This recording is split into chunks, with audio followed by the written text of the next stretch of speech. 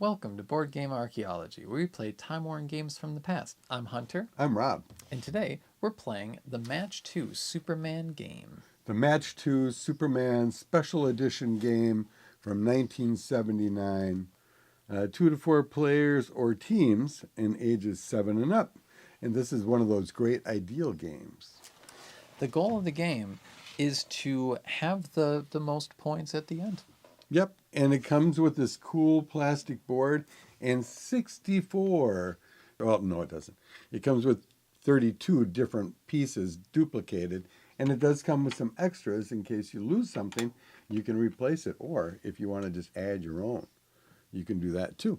The sliders, the point sliders are on each side, and otherwise it's a cool plastic game. Yeah, you essentially will decide who plays first, go left from there, and you do what any memory game would have you do, where you would pick one, and then you would pick another, but in this case, I would be wrong, and I would lose my turn. Because essentially, you go and you match until you stop matching. Yep. And then you match, and your point system is kind of funny. So if you're lucky and you match one, you get 1 point. But if you match two in the same round, not the next round, in the same round, you get 2 points. And then if you get three in that same round, you get 3 points. You stick at three. So if you get four, you get 3 points, 5, 6, 7. You get 3 points each for each of those two. So I think that scoring is kind of unique to the system too. Yeah. And one of those other things that they kind of throw in to kind of complicate the game is to have this challenge zone, this point where once you start, once you have 11 points, then people are able to challenge you, which means that say if it's your turn and you were to move a tile, then you have to ask, like, does anyone want to challenge me? If people challenge, say it's like I challenge, and there was one more person, if we challenged and you messed up, you would lose proportional to how many people challenged the person. Right. So you could only win one more or two more in a two-player game, or one more or lose one in a two-player game. Where if you had 3 or 4 or 6 people, it could actually start building up points for you. It's kind of chunky, that part of it is, because you have to stop each time and say, does anybody challenge me? And if you know the place, you're pretty happy about it. And if you think you know it, you're going to not challenge them.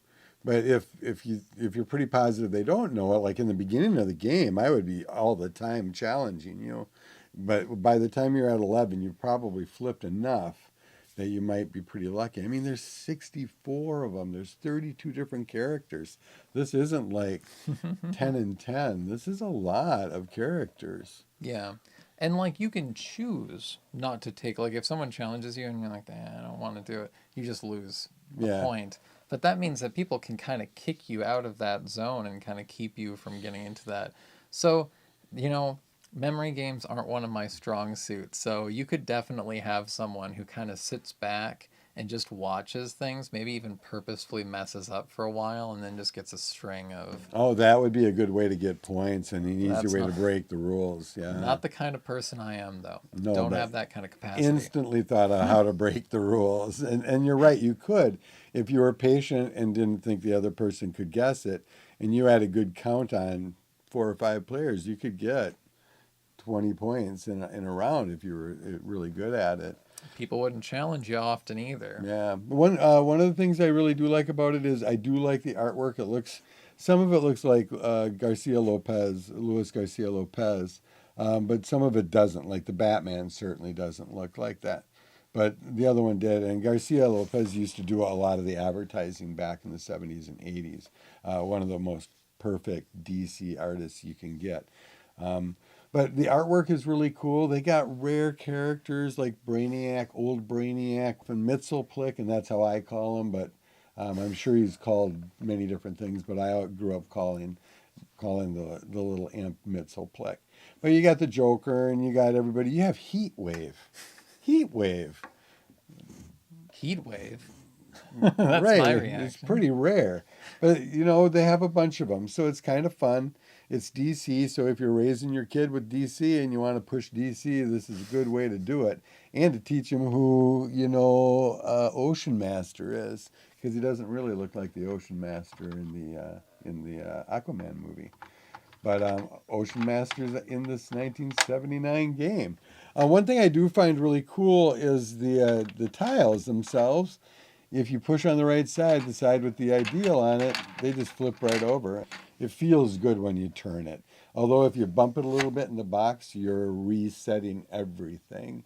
Because every single thing will come out, and it will just come out a little bit. So it won't fit right back in, and then you got to figure it back out. But otherwise, it's a cool game. I got this from Fred at the comic convention this year. Thanks, Fred. And yeah, it's a cool piece. Fred actually fixed one of the pieces already for me, so I didn't have to fix it, and I appreciate that. And like I said, we don't throw away games. We figure out how to fix them and do it, and it's good to know other people do the exact same thing we do. Yeah. And it is really kind of a charming game. Has, again, like, this was something that I had an issue with, like in Jack and the Beanstalk, where it's like, okay, yeah, you use that illustration already. Duplicating things on a scale like this, I think that's totally fair. I mean, it's a matching game, so I suppose the duplication is part of the territory. But it is a fun. I like the sliders. I had a good time with this one. Yeah, it's an easy game.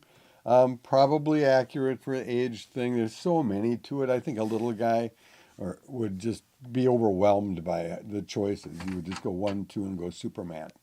Yeah, I mean, it's overwhelming for my brain, so, take that individual basis. Yeah, I think the first like 5 minutes is luck. You're just flipping things over and hoping for the best. Or hoping they were lazy like me when I set this up, that everybody is right next to each other so I could make sure everybody was there. But yeah, it's a cool game. And if you're into comic books, which obviously we are, we used to own a comic shop back in the 90s and thousands. So that was kind of fun. But yeah, anything with superheroes, you got to give it a chalk up. Good artwork, nice cover, cool villains. And DC, it reminds me of like the comic book version of Super Friends in game form. One thing, though, with the game is that it does have, for its instructions, you may have noticed, you turn the tile, the challenge system has an incredibly verbose instructions. So Yes. I'd edit it a bit, but it's from 79, so you can't do anything about it now. Yeah, it is. It's one of those things where they give you a whole sheet of instructions that basically say match them. And then the other part is challenge. And then if you're past 11, do this simple thing that you could have told me in a sentence. But no, they give you a line of instructions to read through. And that's part of the editing and instructions that we've complained about and sometimes enjoy. Like Zombie Dice, the game we did before this one, has the best instructions ever. I mean, it's literally a couple paragraphs and you're playing the game. Yeah. But no, other than that, though, I do think that the cute elements of it really compensate for its instructions. And once people figure out how simple it really is, it's pretty straightforward. I'd really like to buy a clear piece of plexiglass. It's a real thin one, like a 1 millimeter, and drop that over the top of this and put a couple 3D clamps on it because I think it would make a beautiful wall piece of artwork too. Yeah. But thanks for watching. Yeah, and if you want to know more about us, check us out at toyarchaeology.com. You can also find us on Facebook at Toy Archaeology. And don't forget to subscribe and put that little bell if you want notifications. And tell your friends and family. We'll see you next time. Bye. Bye.